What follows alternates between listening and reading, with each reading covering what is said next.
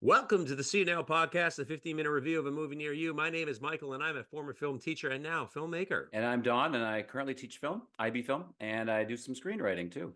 Don, we have a very intense podcast today. What are we reviewing? We're going to talk about Jonathan Glazer's Zone of Interest. It's set in Nazi Germany, and it's a story of a couple rising up the ranks, doing really well, a beautiful house. They live by a river. They have some nice kids. The only issue is that he's the commandant of Auschwitz, and he's in charge of exterminating 5,000 people every day. This is going to be an incredibly challenging podcast because it's an incredibly challenging film. Saint Stephen with a rose, in and out of the garden he goes, country garden in the wind. The purpose of today's pod, as we review The Zone of Interest by Jonathan Glazer, is not necessarily to have a back and forth disagreement about it. We both think the movie is excellent. We are here to convince you to watch something that's potentially a little uncomfortable. This movie is haunting, it's dark, but it is an important piece of artwork, we think, especially considering the situation now around the world. And how we're going to do it is this. First, we're going to get into the story, some of the story components, as well as some of the vibe components that contribute to the story. We're going to talk about some of the technical components, the audio visual, and then we're going to talk about how it relates to today. Don, what are the last three parts of the pod? And then we're going to give it a review and rate it, obviously very high, and then talk about where it's still screening, because it is still screening around the city.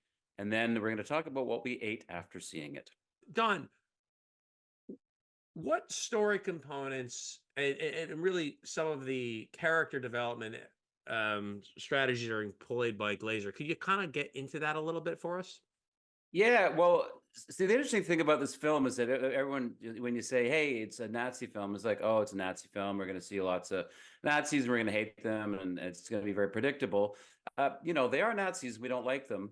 But the development of these people, and we've heard this term a lot, but it's this whole, really low key, banal idea that they're just normal people. And the way they're developed is we see, like the commandant, we see him have a birthday and they celebrate him and he has a little schnapps, and we see the mother and she's really attentive towards her garden, and all these things are shot in very long takes, and it just looks like a totally normal day, and they just don't seem to process the idea that they are actually in charge of exterminating 5,000 people every day. They don't seem to care about it. The subtext of the film, being what we all know it is so incredibly prominent, both in terms of what we know historically, but also in terms of the sounds we hear. Yeah. And well, I want to jump in because one of the opening scenes is the mother, played by Sandra Huller, who does an amazing job. She's got this big bag of clothes, and then she's sharing it with the servants. Hey, you can take one thing, and it's like, oh, it looks like she went to like the Dollar Mart and got a good deal on clothes, and then she chooses a fur coat, and they're just choosing clothes. They're nice. But then, it doesn't take you 10 seconds. Oh, these are the clothes that are taken off the bodies or the people before they're exterminated. So they're sorting through clothes of people that have been killed. And moment to moment, you're really just kind of brought to the edge of your seat through this mundane everyday activity. The sounds that kind of encapsulate the entire world is that of the Holocaust. It's just so incredibly dark.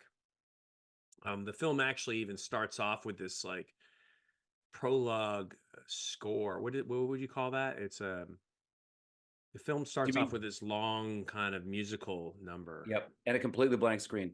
And and you're just like you're just sort of lost in this sort of soundscape of, it really sounds like a horror film. And then it just opens up to this bright exterior of these people by a river. And you're just like, wow, this is, I kind of knew what was to come, but like, this is like a beautiful little world these people live in, and they're just sort of doing their thing. It's a bucolic world. They're all swimming. It's a lovely sunny day, and the weather's perfect, and the river temperature is amazing, and it's like an ideal summer day that any of us would like to enjoy. And it's ultimate it's almost like it's the ultimate freedom just to be by your river with the parents and the family. And that actually does not happen throughout the entire film because the sound is so prominent of the Holocaust. You consistently are hearing, gunshots, that The basically incinerator. the incinerator, that are interwoven with the sound of the birds, and it's horrifying and just so strong. I've never felt that amount of dis-ease in a movie theater ever. I mean, Well, almost and ever. the thing is about this film, so you say it's a Nazi film, and everyone's like, okay, lots of Nazi films have been made, Schindler's List and countless others, and obviously they have value, but there's so much of a clear arc in the story, and characters develop, and all these moments happen. And he's just showing us a world where everyday people, just like today, there's everyday people walking around, and we, that are teachers and that are or lawyers or do anything. They're saying anybody could be doing exactly what these two people are doing because they're raising a family, they're living in a certain political situation, and they want to do okay for themselves. They want to rise up. Oh, how do you rise up? Oh, you got to do this bad job. Well, okay, I'll do it. And it's exactly the same kind of thing that we can relate to in our modern society. And in some ways, that's the scariest part of the film. When you're watching the film, you do feel like you're a fly in the wall. And the film does very rarely follow someone. It's all observational. They basically rigged the entire interior of this house, which is like the house that they lived in outside of Auschwitz, with, I don't know, I think it was like 30 cameras. And they shot these actors performing day-to-day activities, like a documentary. And the film is cut out of, I bet the film is probably like, what is it, like 2 hours or whatever it is. 2 hours, yep. 2 hours out of 700 hours of footage, which is an insane process. Most documentaries, to give you a little kind of insight into that, is about 300 hours is on the high end for sure. And what they did also with the sound, in addition to this amazing soundscape, is that they microphoned various locations on the set so that people, when they were having like dialogue moments in a very naturalistic way without a boom operator and anything like that, they were actually being covered as if it was on a soundstage, but they're in this house. Well, I want to build on what you're saying about the sound because Yeah. to me, we consistently hear the incinerator going, and we hear gunshots, we hear some screams, and but it is like it just this, and no one addresses it, no one looks at it. It's just that's the way it is there. And this goes back to something that many filmmakers have talked about, but Hitchcock specifically talked about once, where it's much more interesting in a film where there's a bomb in a drawer and you hear the ticking of it and you don't see it. And that's what filmmaking, Hitchcock and many people believe, the more you show, and like Jaws is a great example of that. If you just keep seeing the shark, then it's just like, well, we're not scared of the thing anymore. The thing that we don't see, and we're in our imagination. So it's the same thing here. We're just we know what happened in Auschwitz, but we're not being shown. And then we're just being haunted by these images because they're in our head. We can hear the incinerator, and we're just trying to imagine, God, what is it like in there? And it's kind of driving you crazy. So that aspect of hearing so many things and we see nothing inside the walls. There's one shot, I believe, shot of a soldier, and you see smoke behind them, and it's we don't see any prisoners, none of them. You almost can't spoil the movie. The movie is purely a vibe, a horrible vibe. But the one thing I would say is that we can spoil the movie by how we're sort of gushing over it because we think it's so well made.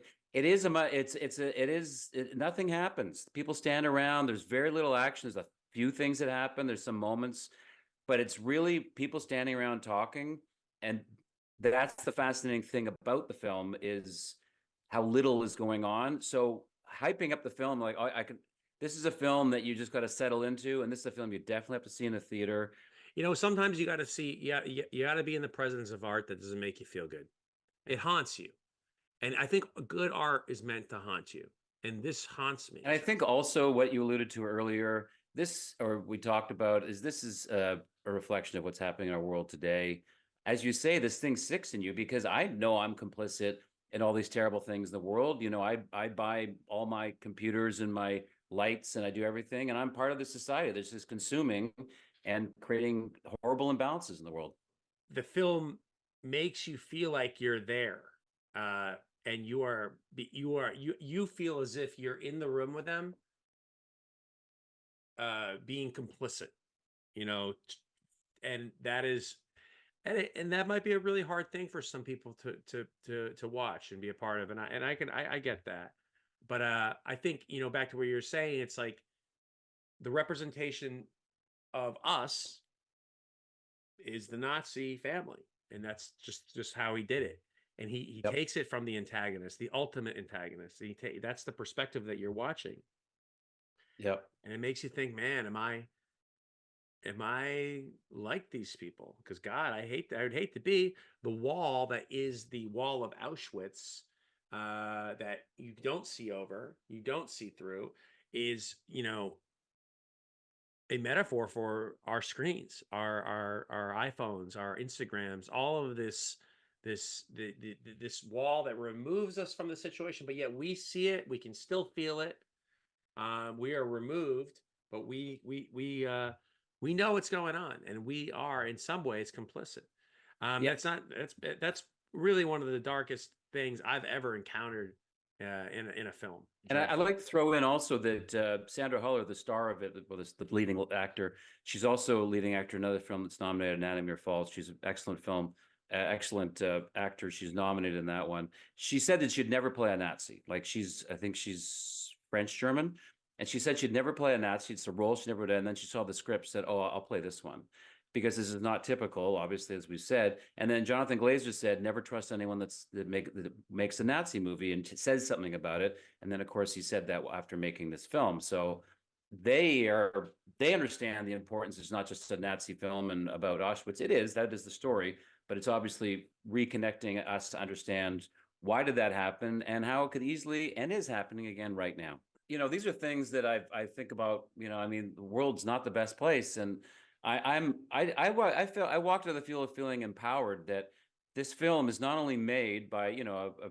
very, you know, a very strong filmmaker, and, you know, and a commitment from a distributing company, and lots of people are involved in this project, believed in it, and this is being said, and people are talking about it. So, you know, whenever it's darkest, you look for light, and this is a light that's out there that's reminding us of who we are. So I felt empowered that this is happening, and people are celebrating this film. So, you know, like we are, we're like, this is a great film. And so more people are talking about it and more thinking about it. So maybe we do have a path out of this malaise that we're in. I mean, I keep hoping. We'll see. I think you put it well when you said, to get us out of this malaise. I think this is the kind of art that can do that. I teach in an international school, and we have kids from all over the world.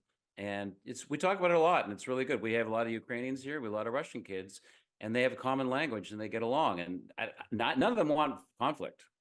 But when you say, hey, that person's from there, and that person is this person, you know, that's when everything falls apart. You got to like listen. And the more we look at screens and we think that the reality is looking at screens and judging what we see on screens instead of talking and engaging with people, the more we are going off into the stupid machine, and we're just going to lose our humanity. That's depressing.